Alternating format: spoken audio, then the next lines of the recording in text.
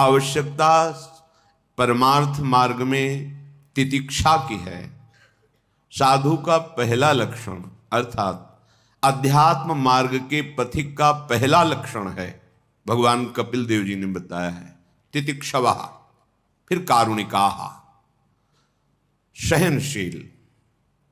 अगर सहनशीलता नहीं है तो फिर आप अपने भजन को, पवित्रता को, हृदय के सद्विचारों को बाहरी व्यवहार के कारण खो देंगे। माया आपके सामने ऐसे बाहरी व्यवहार अनुकूल प्रतिकूल फेंकेगी कि आप आंतरिक स्मरण रहित हो जाएंगे। आपका विचार द्वैत भाव से पुष्ट हो जाएगा। अज्ञान की धरा में किसी से राग या किसी से द्वेष, ये आपके दोनों भजन के ढकने वाले हैं। भजन स्फुरित नहीं होने देंगे। स्फुरित भजन को भी रोक सकते हैं, इतनी माया में सामर्थ्य है।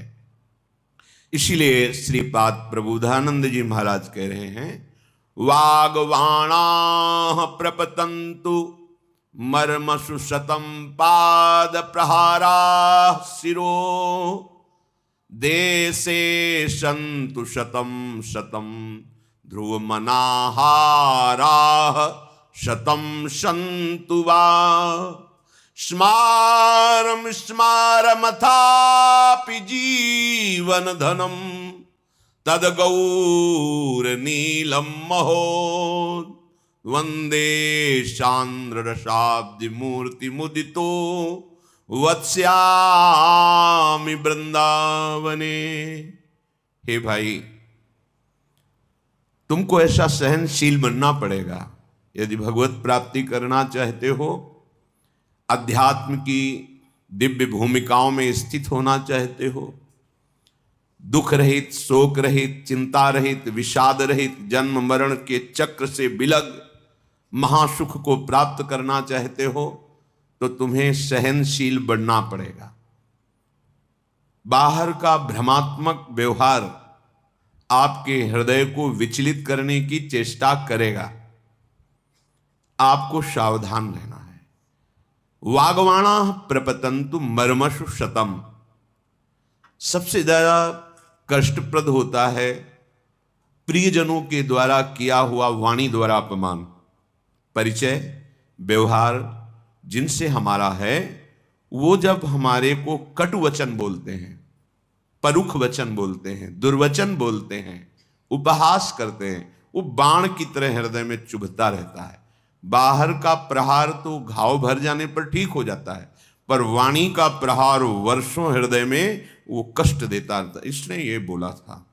और प्रियजनों द्वारा, बाहरी कोई ऐसे तो पता नहीं किस स्वभाव का है, क्यों ऐसा बोल रहा है, हम मन को समझा सकते हैं, लेकिन अपने प्रियजन जिन्हें हमने अपना माना है, सुहृद माना है, मित्र माना है, निजजन माना है, वो जब वाणी के द्वारा प्रहार करेंगे वाग बाण का, तो सीधे हृदय पे लगता है और वो खरकता रहता है, चुभता रहता है, जलाता रहता है।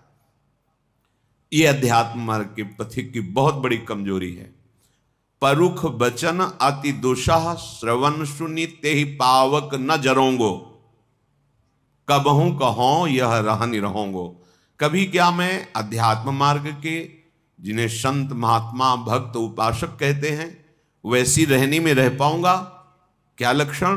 बोले कोई बहुत कड़ुआ बोले, जो हमारा संबंधी हो, प्रियजन हो, जिससे हमारा परिचय हो, ऐसा कड़ुआ कि हमारे हृदय को छेद दे, पर हम दुखी नहीं होंगे, हम पलट कर कड़ुआ नहीं बोलेंगे। परुख बचन अति दुषह श्रवण सुनी तेहि पावक न दहोंगो। ये आग की तरह हृदय में एकदम जलन पैदा कर, इसने ऐसा कैसे बोल दिया? हमें सहना है। अगर हम परुख वचन बोलते हैं तो फिर नाम निरंतर नहीं जप पाएंगे। दुखद वचन, परुख वचन, निंदा के वचन बोलने वाली जिह्वा नाम का स्वाद नहीं ले सकती, ध्यान रखना।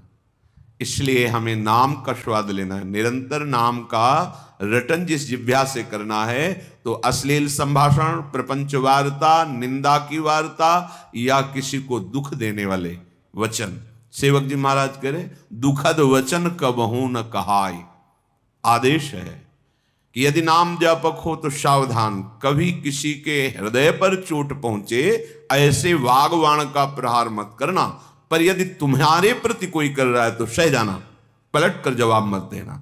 इससे आपकी उत्तम भूमिका